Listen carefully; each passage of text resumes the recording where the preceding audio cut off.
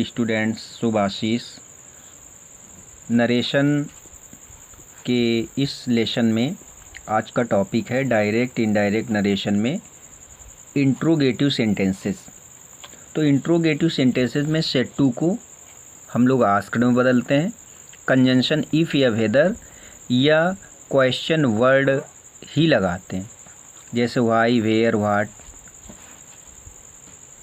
Pronoun में परिवर्तन का जो रूल है सन बटा 123। टेंस में परिवर्तन जो डबल कामा के अंदर होते हैं उनके टेंस बदले जाते हैं यदि वो सेट टू होता है तो। प्रेजेंट टेंस को क्रमशः पास्ट के चारों टेंसेज में, प्रेजेंट या फ्यूचर की क्रियाओं को पास्ट में, और पास्ट इंडिफिनिट पास्ट परफेक्ट में, past continuous past perfect continuous में, पास्ट परफेक्ट और पास्ट परफेक्ट कॉन्टीन्यूअस, इनका कोई भी बदलाव नहीं होता। सेंटेंस का जो परिवर्तन होता है वो एडजेक्टिव ही बनाना होता है, अभी प्रैक्टिस करेंगे। कुछ अन्य परिवर्तन में टुडे को डैट डे में, tomorrow the next day, now का then, yesterday the previous day आदि में। आइए इन नियमों की प्रैक्टिस करें। तो सबसे पहला सेंटेंस देखते हैं हम लोग। सबसे पहले सेंटेंस में the master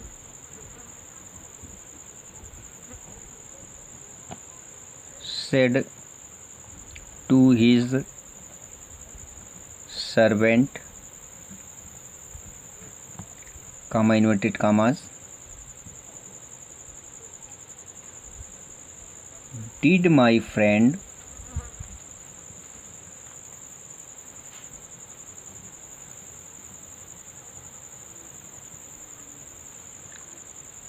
come here,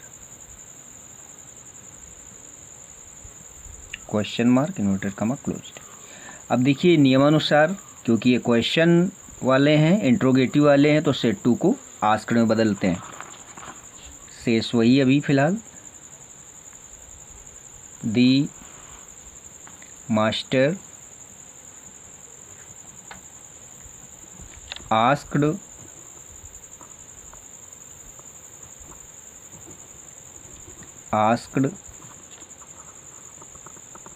his servant, said to की जगह आस्क्ड हो गया।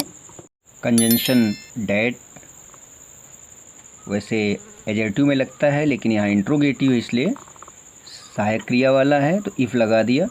हिज फ्रेंड और डिड है तो हैड हो गया, और गो ये बन गया आपका कम का गॉन, क्योंकि हैड के साथ थर्ड फॉर्म आनी है देयर। अगला sentence I said how do you like this cake, question mark है इसलिए सेड भी अगर आया हुआ है तो इसको हम लोग आस्क्ड ही करेंगे। नरेशन में एक बहुमूल्य नियम है कि अंदर के डबल कामा के अंदर के सेंटेंसेस को हम लोग भाव के अनुसार ही सेट टू को चेंज करते हैं। आई आस्क्ड हाउ कंजंक्शन के रूप में क्योंकि क्वेश्चन वर्ड है। आई किसके लिए आया हुआ है? यू आई के लिए आया हुआ है, तो यू के लिए यहाँ पर आ जाएगा आई। और डू है अंदर का सेंटेंस हमारा एडजेक्टिव आएगा, तो आई लाइक्ड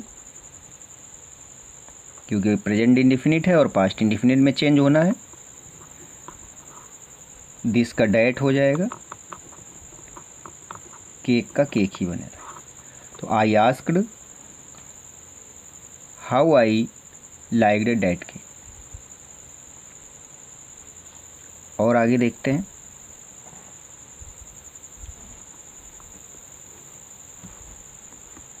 सेंटेंस है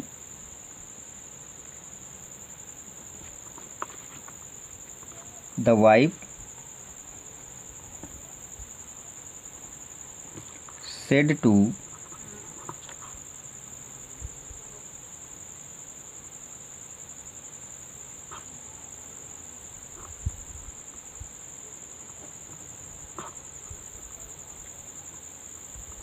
her husband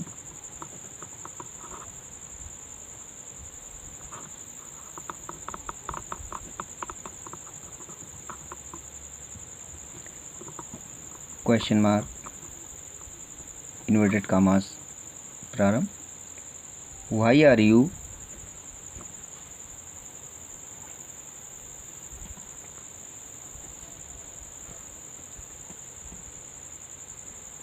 so downcast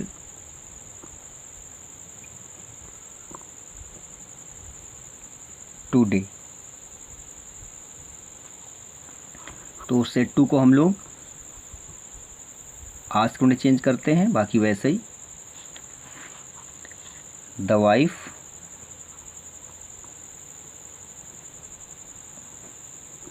asked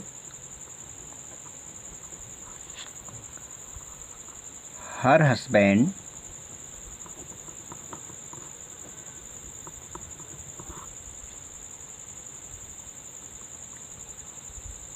और कंजंक्शन वाई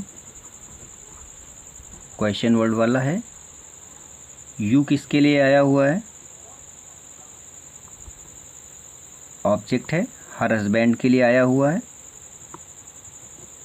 इसलिए वाई इसको हम बना देंगे वही यू की जगह, हर हस्बैंड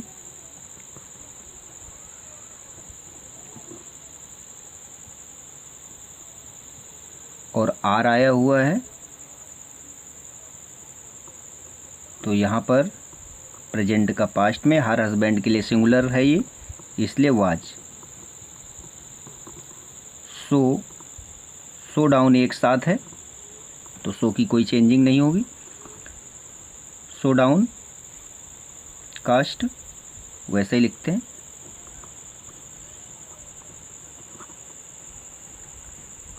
टुडे को डेड डे में, इस तरह से भी कंप्लीट हो गया। इसके पहले जो सेंटेंस हम लोगों ने लिखा था, I said how do you like this cake, यहाँ पर देखने वाली बात खास ये है इस सेंटेंस में कि यहाँ सेड टू के बाद कोई भी ऑब्जेक्ट नहीं आ रहा है। ऐसी स्थिति में जब कोई भी ऑब्जेक्ट नहीं आता है तो हम उसको थर्ड पर्सन मान लेते हैं कि यहाँ कोई थर्ड पर्सन होगा, क्योंकि सुनने वाला तो हमेशा थर्ड पर्सन ही होता है। तो इसलिए यू के स्थान पर यहाँ कुछ ना होते हुए हम लोग ही यूज कर रहे हैं। ये ध्यान रखिएगा कि जब इसमें से कोई भी सेट टू के बाद ऑब्जेक्ट नहीं आता है तो हम लोग उसको फर्स्ट पर्सन या सेकंड पर्सन, दो में से एक मान लेते हैं। फर्स्ट पर्सन ऑलरेडी लिखा हुआ है, तो इस तरह से हम लोग इसको थर्ड पर्सन में ले जा रहे हैं, वो हो गया ही। थर्ड पर्सन में ही, सी, इट, समझ लीजिएगा इस नियम को भी। और आगे लिखते हैं हम लोग,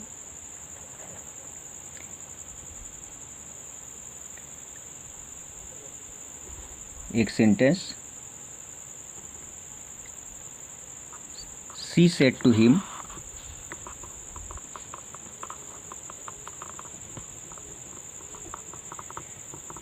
comma and input commas, may I use your telephone, question mark close. अब सेट टू को किस में बदलें नियमानुसार? आस्क्ड में, तो क्या हो जाएगा? सी आस्क्ड हिम। यहाँ पर में से शुरू हो रहा है, सहायक क्रिया है ये, तो कंजंक्शन इफ या वेदर दो होते हैं तो उनमें से एक यूज कर रहे हैं, इफ छोटा पड़ता है। आई किसके लिए आया हुआ है? सन बटा 123 रूल जो हमारा है, तो उसमें से आई हो गया हमारा सी के लिए, तो यहाँ क्या डाल दें? इफ सी, और मे का क्या हो जाएगा? क्योंकि ये प्रेजेंट में है तो इसको पास्ट करना पड़ेगा सेंटेंस बदलने के नियम से। सेंटेंस हमेशा डबल कॉमा के अंदर ही बदलता है। यूज़ और योर किसके लिए आया हुआ है? सेकंड पर्सन है, ऑब्जेक्ट के लिए आता है। तो हिम का योर के केस में हिम का हिम हो जाएगा। हिम हिम का पॉजेसिव केस हर टेलीफोन।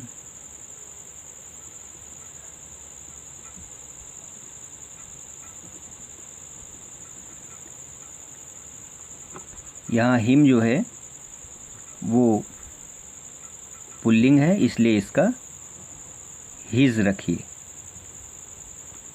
ये छोटी छोटी गलतियाँ भी आपको ध्यान में रखना है। वाक्य चेंज करने के बाद उसको दोबारा पढ़ लें तो इस तरह की जो भी त्रुटियाँ होती हैं वो मिल जाती हैं।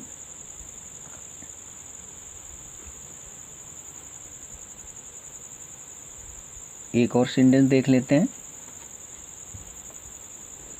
The teacher said to the boys, the teacher said to the boy, have you done your homework?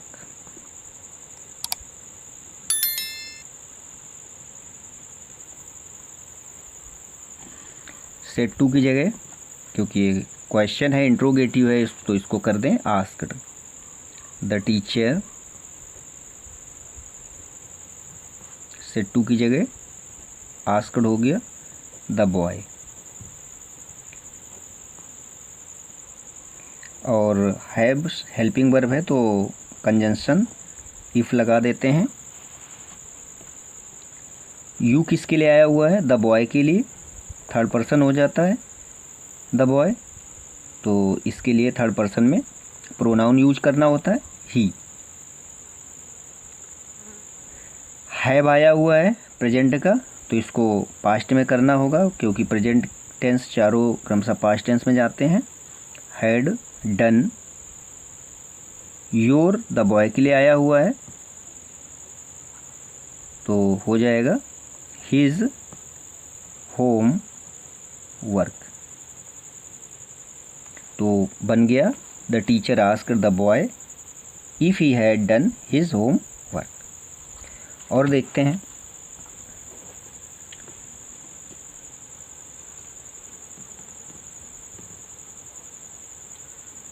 Kamala said to Prem,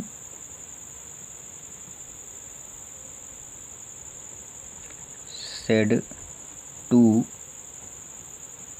Prem, can you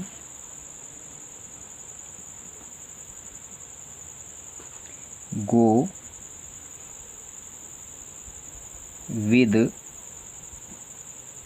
me to the police station?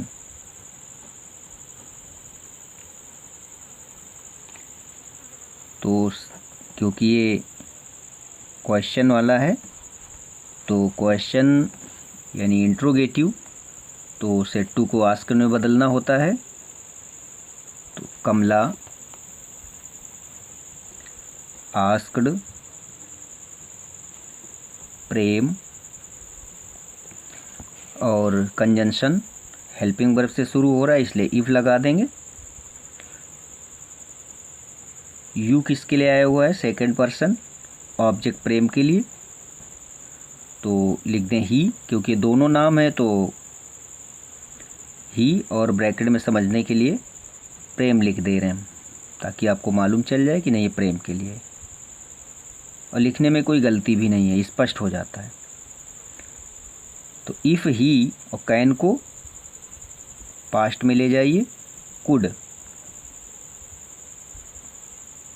गो का चेंज करना होता है कम में, विद, और ये मी किसके लिए आया हुआ है, फर्स्ट पर्सन है, सब्जेक्ट के लिए आता है, तो कमला के लिए हो जाएगा हर। टू द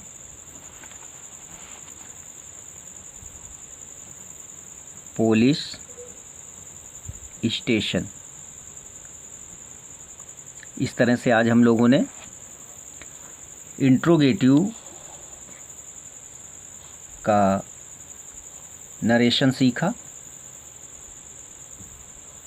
और इसके नियमों के आधार पर पहले तो एक बड़ा वीडियो बना जिसमें एक साथ सभी थे कंपैरिजन स्टडी में। तो उसमें फ़ायदा ये था कि चलो देख लेते हैं कि कितना कितना अंतर पड़ता है किसमें, बाकी सामान्य से नियम होते हैं। Thanks for watching. Shubh Ashish.